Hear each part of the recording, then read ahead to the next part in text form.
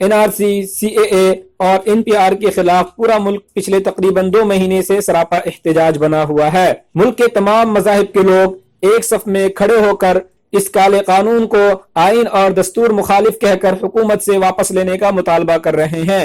वहीं आज जुमा की नमाज के बाद दिल्ली के जामा मस्जिद के सामने फिर मुख्तलिफ मज़ाहिब के लोग जमा होकर इस काले कानून को दस्तूर मुखालिफ बताया और कहा कि अगर आज हमने इस काले कानून को वापस नहीं कराया तो आने वाले नस्लें हमें माफ नहीं करेगी और हमें कोसेगी कि मुख्तलिफ मजहबों का गहवारा और खूबसूरत चमन जैसा मुल्क को बर्बाद किया जा रहा था, तो हमारे आबा व अजदाद बुज़दिली और बेइसी की रिदा ओढ़े हुए सो रहे थे। ये एहतजाज जारी है। जितने मेरे भाई पीछे खड़े हैं, जितने मेरी बहनें हैं, उनसे गुजारिश है कि बैठते जाएं। रेलिंग के पास मेरे भाइयों से गुजारिश है।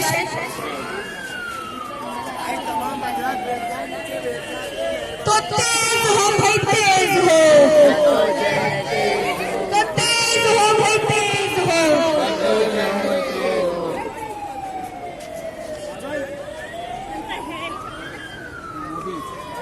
तो तेज हो भाई, तेज हो, तो तेज हो भाई, तेज हो।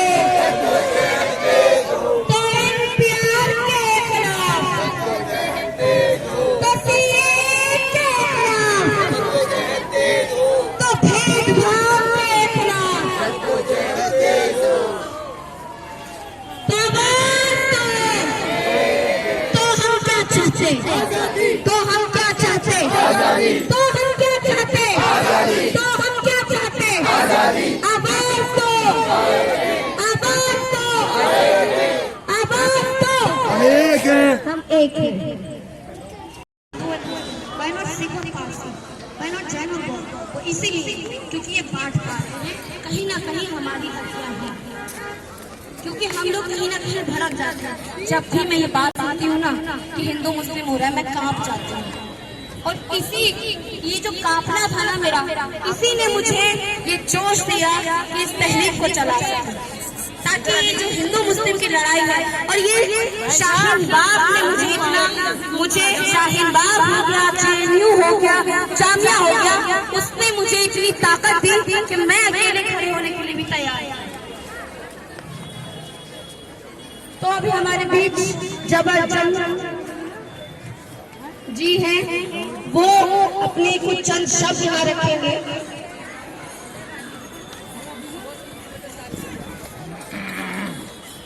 सलाम अलैकुम, सत श्री अकाल।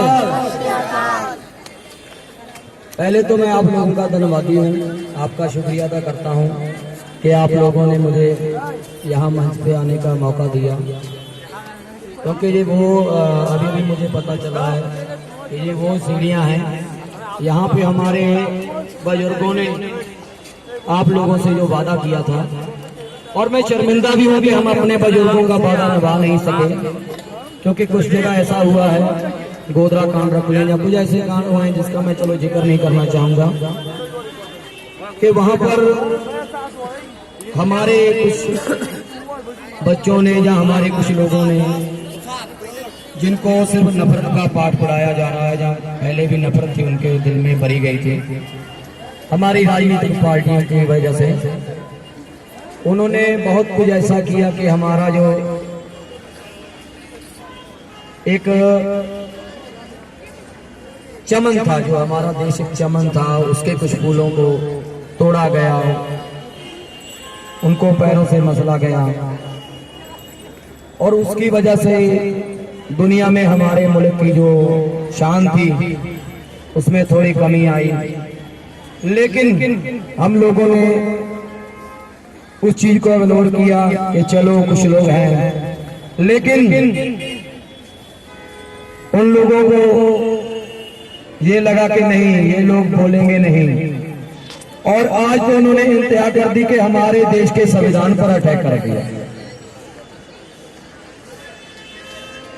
और जो हमारा गंगा जमुना तहजीब है उस पे उन्होंने अटैक किया है। अगर आज भी हम लोग इस चीज को इग्नोर करेंगे तो मुझे लगता है कि आने वाली नस्लें हमें माफ नहीं करेंगे, कि आप लोगों ने इसके खिलाफ आवाज़ नहीं उठाई है।